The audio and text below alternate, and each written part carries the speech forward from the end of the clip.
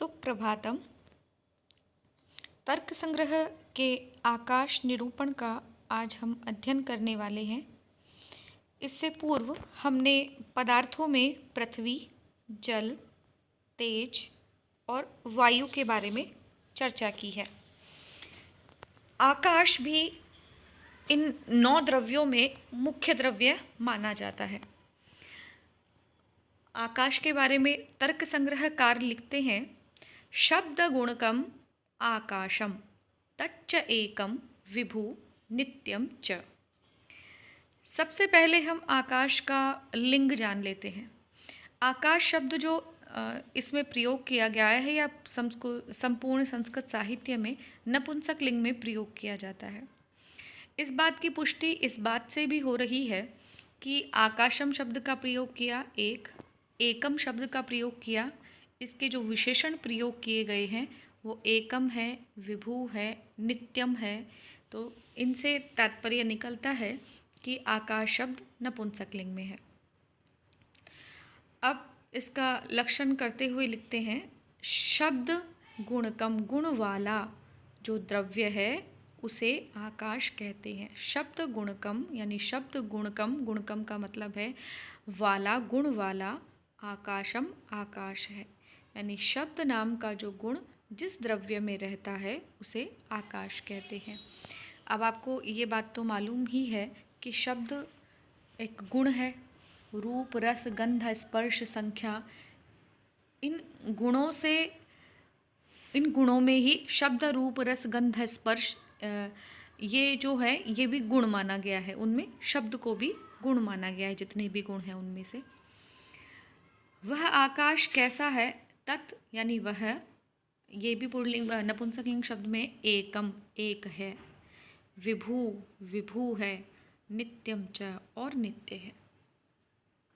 जैसा हम पृथ्वी, जल, तेज, वायु को परमाणु रूप में नित्य मान रहे थे, ये आकाश परमाणु रूप में नहीं अपितु आकाश स्वयं में ही नित्य है। इसका कोई परमाणु रूप नहीं होता, इसका कोई कार्य रूप नहीं होता, जैसा रूप हम पृथ्वी, जल, तेज और वायु में अब तक पढ़ते आए हैं। यह पृथ्वी, जल, तेज, वायु के प्रकार से विषय इंद्रिय के भेद से कई प्रकार का नहीं होता है। यह केवल एक ही प्रकार का है, इसलिए इसके बारे में कहा गया एकम, एक ही है। अब इसके बारे में जो विशेष बातें हैं वह क्या है? विभु होना इसका। तो विभु होने से क्या तात्पर्य है? विभु का क्या अर्थ होता है? तो विभु में लिखते हैं, विभुत्वम, विभु क्या होता है? सर्वमूर्त द्रव्य संयोगित्वम विभुत्वम। जितने भी मूर्त द्रव्य हैं उनसे जो संयोग करके रहता है उसे कहते हैं विभु। विभु का मतलब होता है बहुत विशाल, जो बहुत अधिक फैला हुआ हो, वह विभु कहलाता है। परिभाषा में एक नया शब्द और आ गया है, मूर्त द्रव्य। देखिए, वैसे तो हम सामान्य भाषा में मूर्त किसे कहते हैं? जो चीज़ें हमें दिखाई देती हैं, और जो चीज़ हम नहीं देख पाते हैं वह या जिनका कोई विशेष आकृति, प्रकार नहीं होता है, वह अमूर्त कहलाते हैं। जैसे कोई भी विचार, किसी के बारे में विचार आना, तो वह क्या है? अमूर्त है। लेकिन अगर आपके सामने किसी चीज़ की साक्षात प्रतिमा रखी है, किसी वस्तु का विशेष आकार है, प्रकार है, उसका कोई रूप है, रंग है, तो वह क्या है? मूर्त है। तो जितने भी मूर्त द्रव्य हैं उन द्रव्यों से किसी पदार्थ विशेष का संयोग रहना, हमेशा हमेशा संयोग रहना क्या कहलाता है? विभुत्व कहलाता है। अब आकाश होने में तो संख्या में एक ही है, लेकिन एक संख्या का होने के बाद भी यह पूरे ब्रह्मांड में, पूरे सभी जगह व्याप्त है। ऐसा तो नहीं है कि जिस जगह हम रहते हैं वहाँ ही आकाश है, इसके अतिरिक्त किसी और दूसरी जगह आकाश मिलेगा, ऐसा तो है नहीं।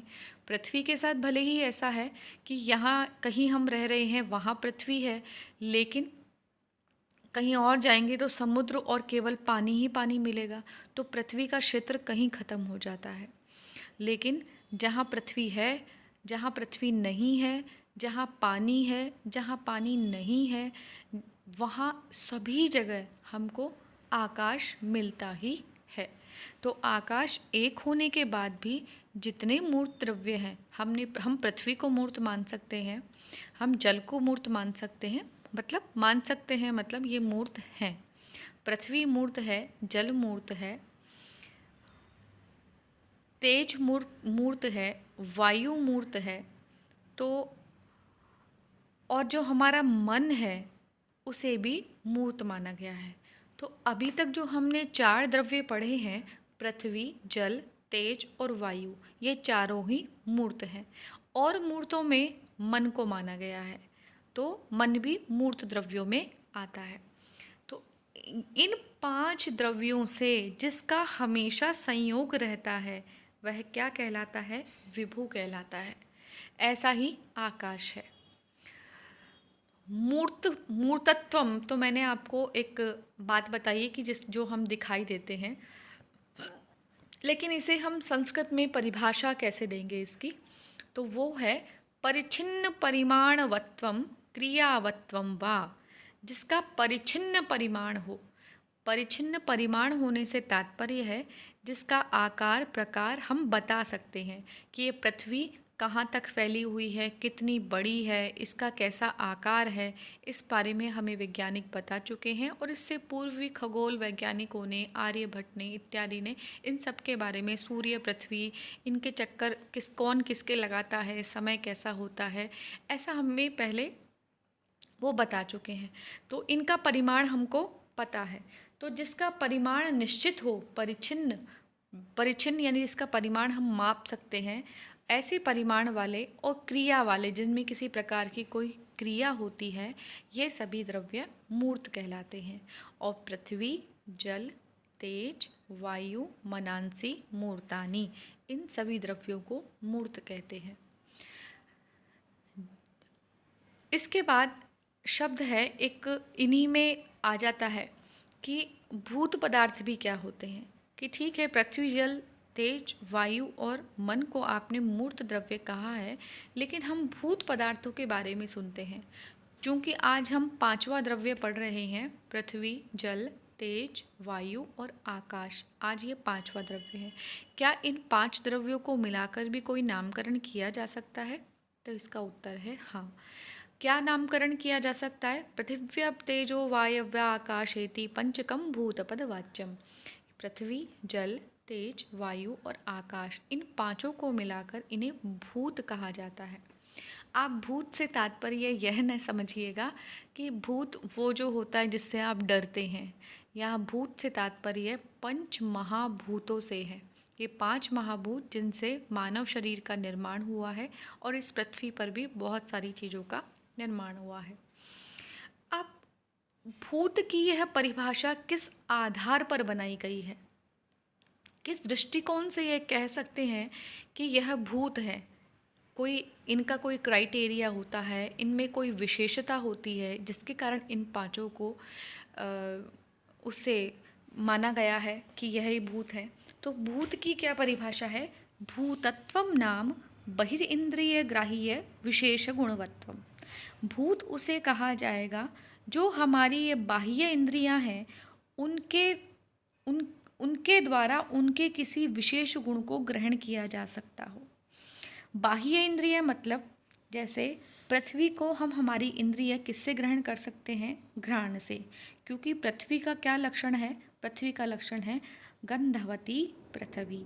पृथ्वी गंध वाली होती है, तो उस गंध को ग्रहण करने वाली ही हमारी इंद्रिय है घ्राण इंद्रिय, यानी नासिका। उसके बाद दूसरा है जल। जल में कौन सा गुण होता है? रस होता है, जो हमने बताया नहीं है। अभी हम आगे आने वाले तर्क संग्रह के प्रकरण में पढ़ेंगे, जब हम 9 द्रव्यों के बारे में चर्चा करेंगे।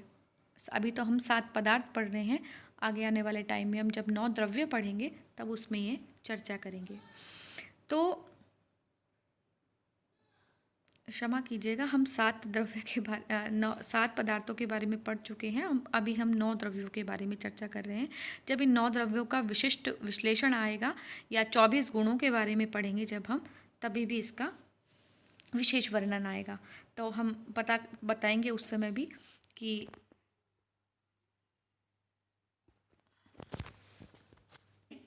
कौन कौन से गुण रहते हैं। तो फिर जल में रस नाम का गुण रहता है, जो हमारी रसना जो है उससे उसका ग्रहण किया जाता है। रसना का मतलब होता है जिह्वा। उसके बाद है तेज। तेज में रहता है रूप नामक गुण। उस रूप नामक गुण को हम किससे अनुभूत करते हैं? रूप नामक गुण को हम चक्षु इंद्रिय से ग्रहण करते हैं। तो तेज में रूप नामक गुण होता है। तो हमारी उसमें बाह्य इंद्रिय है चक्षु, जो कहाँ पर है? कृष्ण ताराग्रवर्ती। यहाँ जो काले रंग की पुतली है उसका जो अग्रभाग है उसमें वह रहती है। और इसी तरह जिह्वा भी अग्रभाग में ही रहती है, और नासाग्रवर्ती, नासिका के अग्रभाग में घ्राण नामक इंद्रिय रहती है। उसके बाद चौथा जो विषय पढ़ा हमने वो क्या है? वायु।